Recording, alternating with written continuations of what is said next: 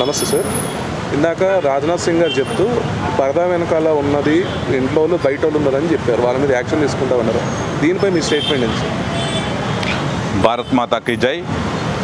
విదేశీ దేశాలు మన పక్కనే ఉంటూ పొరుగు దేశంగా ఉంటూ పక్కలో బల్లెంలాగా తయారైనటువంటి పాకిస్తాన్ ప్రేరేపిత ఉగ్రవాదులు భారతదేశం యొక్క సంస్కృతి సాంప్రదాయాలకు నిలవైన హిందువులని టార్గెట్ చేస్తూ విచ్చలవిడిగా తెగబడి కాల్పులు జరిపిన విధానం ఏదైతే ఉందో ప్రతి ఒక్కరు కూడా హృదయ బాధ వికారంగా ఉంది.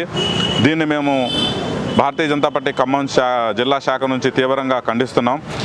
దీంట్లో భాగమైన మన దేశం తిండి తింటూ మన దేశంలో ఉంటూ పరాయి దేశాల తొత్తులుగా ఉన్నటువంటి ఎవరున్నా కానీ బయట నుంచి ప్రోత్సహించిన వాళ్ళు ఎవరున్నా కానీ వారిని ఎట్టి పరిస్థితిలో కూడా వదిలిపెట్టేదే లేదు.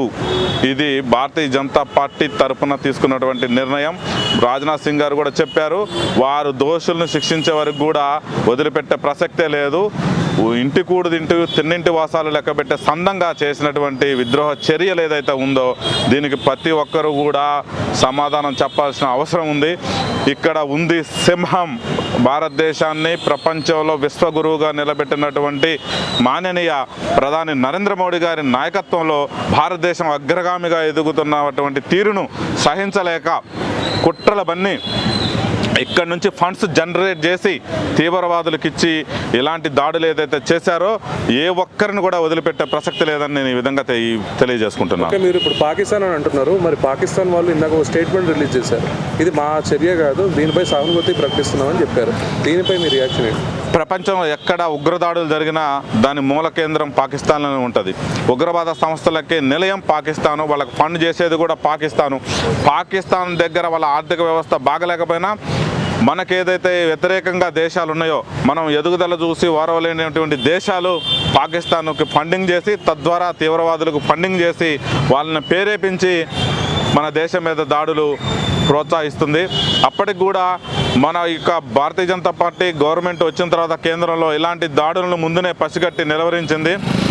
ఈసారి వారు ఇంటెలిజెన్సీ హెచ్చరించినప్పటికి కూడా మనం ఎట్నుంచి వస్తారని అప్పటికి హై సెక్యూరిటీ పెట్టినా కానీ ఈ దాడి జరగడం అనేది చాలా బాధాకరం. ఈ దాడికి పాల్పడినటువంటి వారు తెర వెనక ఉన్నవారు తెర ముందు ఉన్నవారు ఎవరినైనా వదిలేదు లేదు. ఆల్రెడీ అభినవ్ సర్దార్ అమిత్ షా గారు అక్కడ ల్యాండ్ అయ్యారు కాశ్మీర్లో. నిన్ననే ఆ యొక్క ప్లేస్ను సందర్శించారు, బాధితుల కుటుంబాలను ఓదార్చారు, వాటికి ప్రగాఢ సానుభూతి తెలిసారు.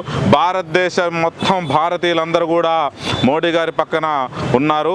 మేము గర్వంగా దానికి చెప్పుకుంటున్నాం. వారికి మేము మా మానసిక స్థైర్యాన్ని అండగా నిలబడతాము.